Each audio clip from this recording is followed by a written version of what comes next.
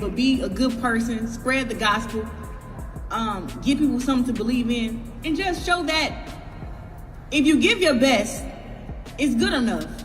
I feel like people in life are so hard on themselves. You give your best and you come up short, and people just want to give up all the time. It's like, give your best.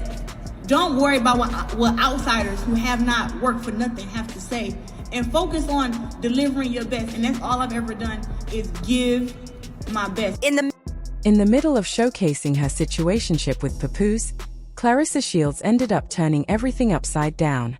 What was meant to be a confident display of affection and status quickly backfired, leaving both of them looking worse than intended.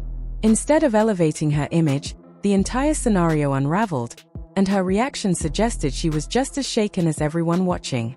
Papoose, in particular, seemed entirely unprepared for the narrative Claressa was constructing. He looked visibly uncomfortable during the Breakfast Club interview, showing not even the slightest hint of enjoyment. It was clear he was not okay with the conversation, and the tension was palpable. The main issue stemmed from Claressa hinting at Papoose's financial contributions without stating them outright. She bragged subtly about what he pays for and how he takes care of her needs, implying generosity while simultaneously putting him on display. While some might see that as admiration or pride, in reality, it came off as messy, especially in a public forum. The dynamic shifted further when Claressa decided to bring up Ayala Ali once again, framing it almost as if it were a competition. This comparison served no purpose other than to create conflict. Ayala Ali had previously called Claressa out for not telling the full truth about their situation, so mentioning her again only amplified a sense of bitterness. Every repetition of Ayala's name made the tension feel more personal, as if Claressa had not truly moved past the prior incident. Papoose's reaction suggested he was paying close attention to how the conversation was unfolding, and the repeated references to Ayala likely made him uncomfortable. Claressa, however, seemed undeterred. She returned to the Breakfast Club for yet another interview, appearing almost as if she were becoming a regular guest. During this appearance, she continued to hype up her relationship with a married man, presenting it as something admirable or aspirational. The narrative she built suggested that this dynamic, being romantically involved with a married man, was not only acceptable but something to celebrate publicly. This framing, understandably, caused reactions to spiral further. At one point, Claressa began recounting a birthday party she had thrown for Papoose earlier that month. Here, the story took a turn for the awkward. She described a card game she organized, where Papoose had to pick between two mystery amounts, $1,000 or $10,000. While the premise might have seemed playful and harmless initially, the outcome did not reflect that. Papoose picked the $1,000 option, only to later realize he had missed the chance to select the $10,000. According to Claressa, he was visibly upset and heated about it. He could not believe he had passed over the larger sum, and she emphasized this point multiple times during the interview. That small anecdote alone generated a wave of scrutiny online, as people questioned the implications it had about his priorities and their relationship dynamics. Charlemagne, one of the hosts, quickly pressed the issue further. He asked the pointed question that many viewers were likely thinking: when you post things like that, don't you think people are going to assume he's only with you for the money? That single inquiry shifted the conversation dramatically. Claressa immediately attempted to redirect the narrative, highlighting the financial support Papoose provides her. She enumerated the bills he covers: her mortgage, her car note, car insurance, flights, and various other expenses. On paper, her intention seemed to be clarifying the situation, demonstrating that she wasn't merely exploiting him but rather enjoying a partnership that included generosity. In reality, her attempt to spin the narrative backfired. By emphasizing that Papoose handles virtually every expense, Claressa inadvertently made the relationship seem transactional. Instead of framing it as a loving and mutually supportive dynamic, the focus became financial dependency. Furthermore, the prior story about Papoose missing out on $10,000 lingered in the audience's mind. That detail, combined with her admission that he covers everything for her, painted a picture of tension, contradiction, and imbalance.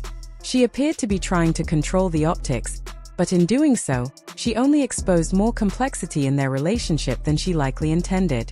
The public's reaction was not simply about money. It was about the inconsistency in the story. How could someone supposedly taking care of every major expense become visibly upset over a missed opportunity for $10,000? This discrepancy created doubt about Claressa's portrayal of their situation. Observers began analyzing the relationship not as a glamorous display of wealth and connection, but as a more complicated and potentially problematic arrangement. What was intended as a celebration of their closeness now raised questions about boundaries, expectations, and motives. Claressa's repeated public appearances, especially on platforms like The Breakfast Club, only intensified scrutiny.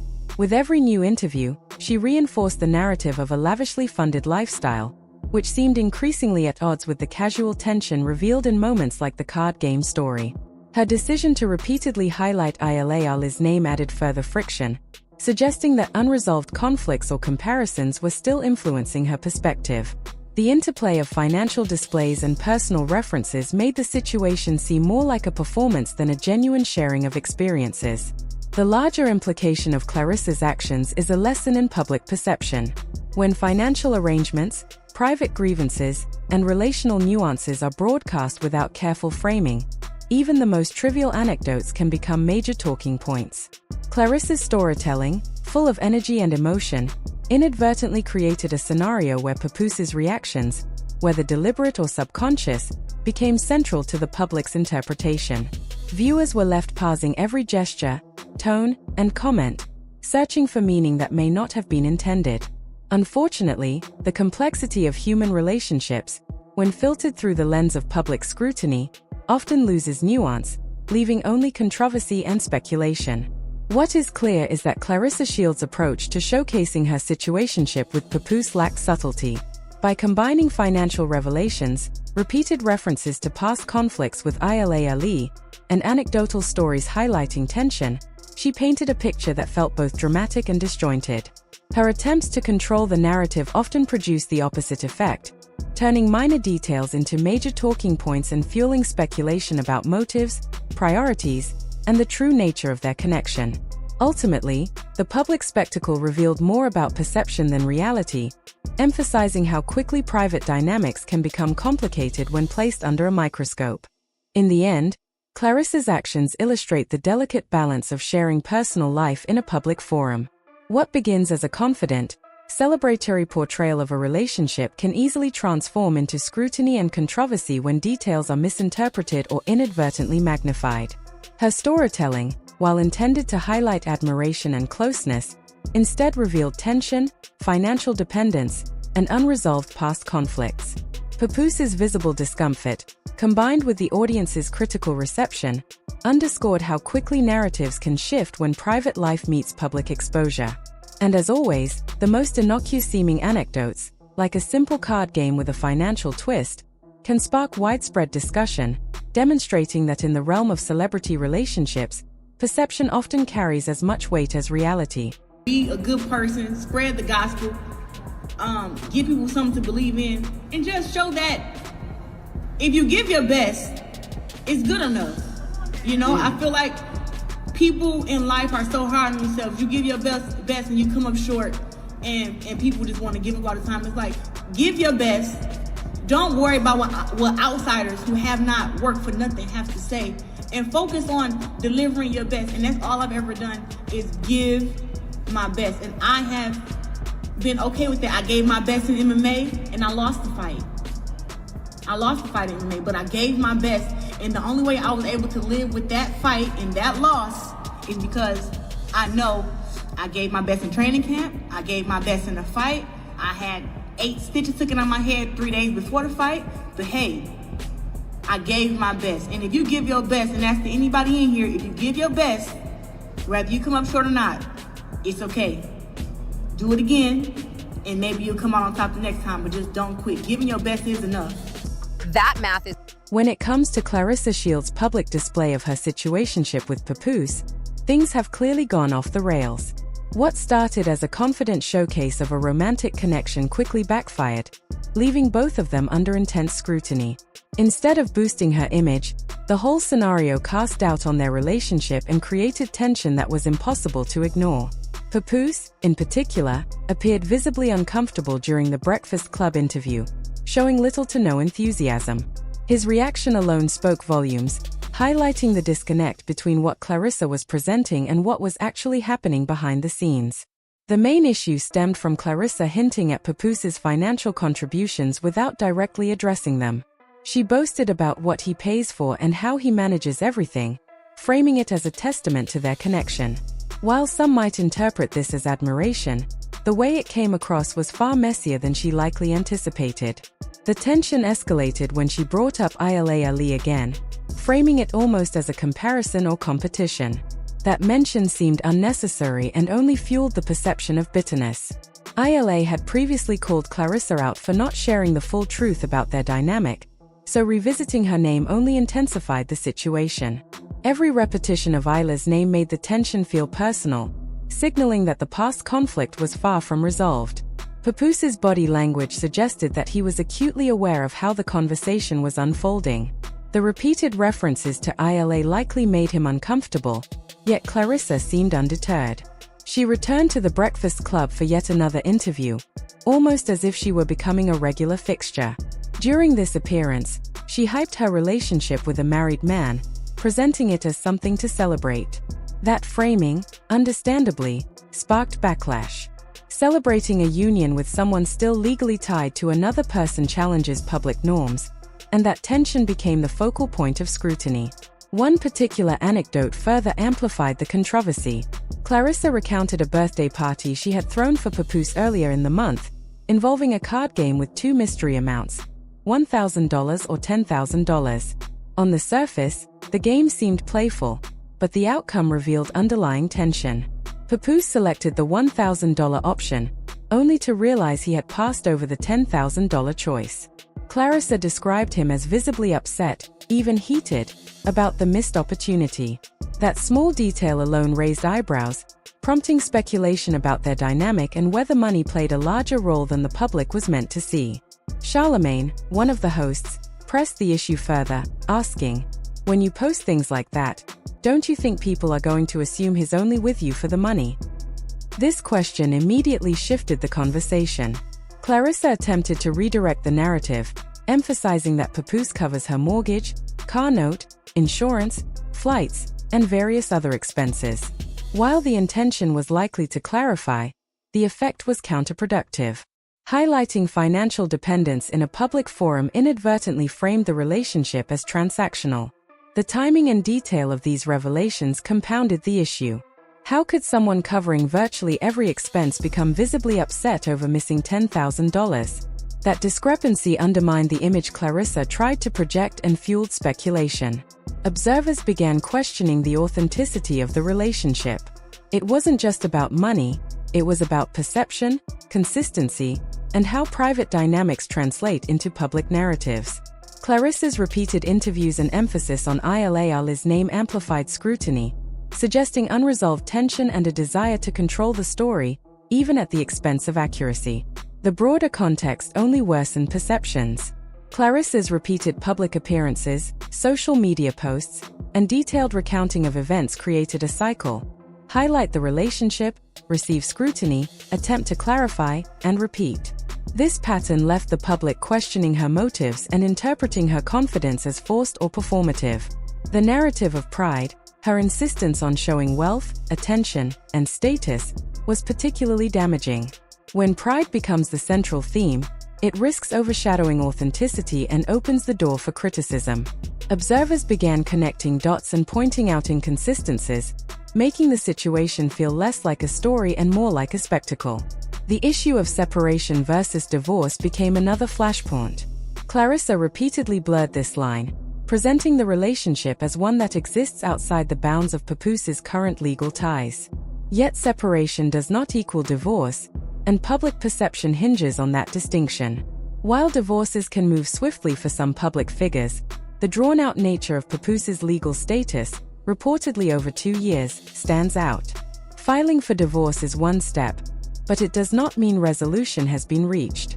The delay, combined with public pressure influencing the filing, only heightens skepticism. In contrast to other high-profile divorces resolved quickly despite complex financial situations, this prolonged limbo fuels doubt. Body language further reinforced the disconnect. After the Breakfast Club appearance, clips circulated showing them walking together. Papoose maintained several feet of space between them, walking ahead while Claressa navigated the sidewalk in heels. At points, he shifted to the side rather than staying close, while she glanced toward him. Observers interpreted this as distance rather than intimacy, reinforcing the perception that the relationship dynamics were not aligned publicly. The timing of other public appearances added complexity. Remy Ma appeared at Cardi B's sold-out New York concert just 2 days after the Breakfast Club interview, posting photos, videos, and backstage images. Papoose's posts from the same event, highlighting her appearance and performance, immediately drew attention. People connected the dots, questioning the alignment of their social media activity with Claressa's public statements. Even when Claressa reportedly tried to explain the overlap as a repost, the timing and visibility of the posts left lingering doubt. This pattern, public display, scrutiny, clarification, and subsequent reaction, has repeated multiple times. Claressa emphasizes what Papoose does for her own status, and the perfect nature of their relationship, only for contradictory details to emerge afterward. It's a cycle that fuels discussion and skepticism. Pride, repeatedly on display, now risks framing her public image in a negative light. While her intention may be confidence, constant explanation and defense suggest uncertainty. Online, her responses in comments and messages attempting to clarify Papoose's actions or defend their situation often come across as heated or aggressive.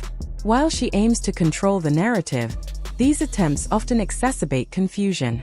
Public figures' reputations, and by extension, their brand potential, rely heavily on perception. Reactions perceived as unfiltered or defensive can influence sponsorships and collaborations, as brands weigh public response carefully. Ultimately, the distinction between separated and divorced remains central. Public understanding depends on clarity, and blurring this line has fueled speculation. Every action, from interviews to posts, from explanations to reactions, adds another layer of questions. Observers piece together timing, body language, and social media activity, forming conclusions based on patterns rather than isolated incidents. What stands out most is how actions speak louder than words. Claressa's repeated emphasis on explaining Papoose's behavior, highlighting financial support, and projecting confidence underscores a reliance on narrative control rather than letting the relationship speak for itself.